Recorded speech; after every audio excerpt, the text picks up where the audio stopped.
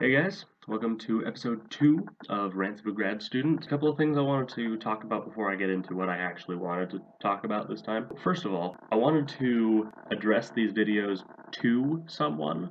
I mean, not like to anyone specific, but to a person or a thing. Originally, I wanted to call this series The Diary of a Madman, and then I learned that that was an Ozzy Osbourne album, so that wouldn't be a good name for this. The upshot is, I want to address the videos to you guys. So if you guys have a suggestion of who you want it to be, either just to your username, or to someone that you know, or someone that you think would like it, leave it in the comments, and then I will address the video to that person. I would love to address the video to you, so, yes. Good evening, Stephanie, and, good to see you again.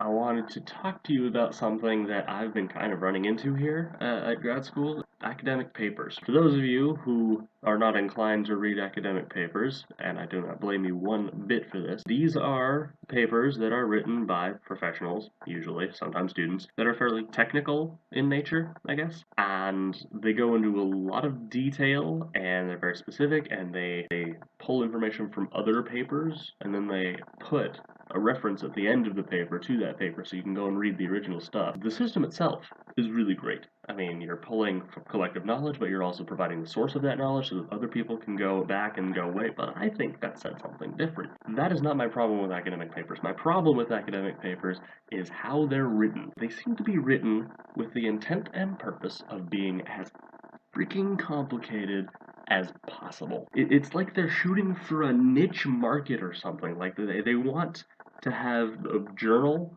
for their paper, and that's it. You get these really technical jargon thrown around, and it's to the point where you have to go through a secondary source if you want to learn anything that's going on, because if you try to read the original article, if you're not an expert in the field, good luck with that. It's unbelievable.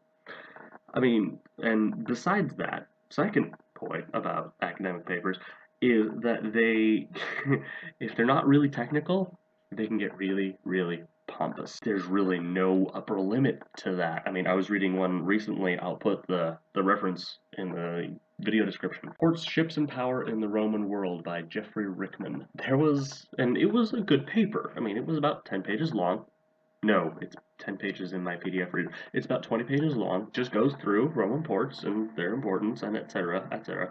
But there was one particular paragraph that I'm not going to read, but I'm going to just kind of summarize for you. The paragraph was 16 lines long.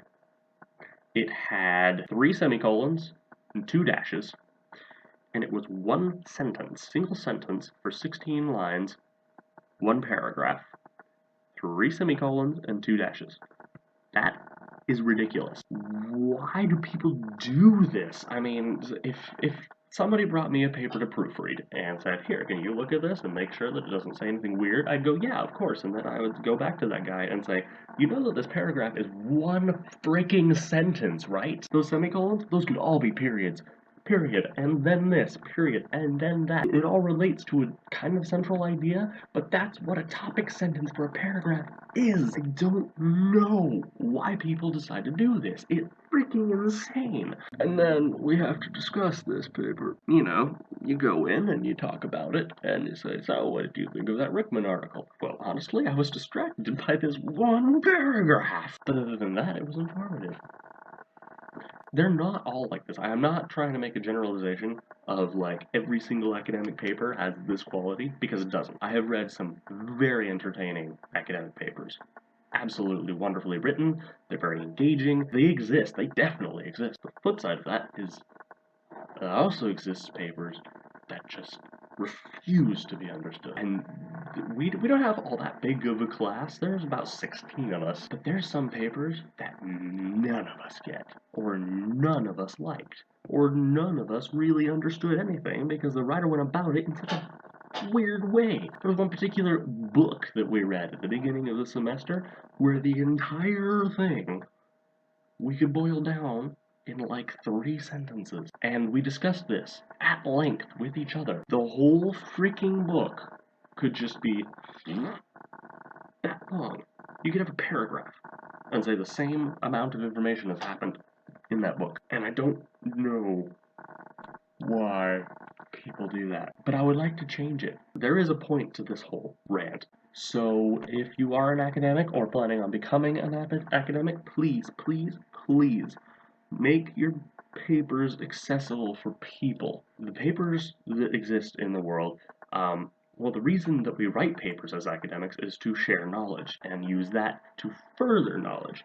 But if you make your knowledge so niche and so inaccessible that people can't use it, that doesn't help anything. You need to make it so that people, anyone, not just the 6 people who are trained exactly the same way you are, can read it, understand it, and use it. And that is my point for this particular rant, is that if you are an aspiring academic, please, please write your papers in a way that anyone could understand it. Now, I know that for some fields, this is going to be impossible. That's the thing. Just try to make it as simple and as understandable as humanly possible so that we can bypass the secondary mediums that have to dig out what actually happened and represent it.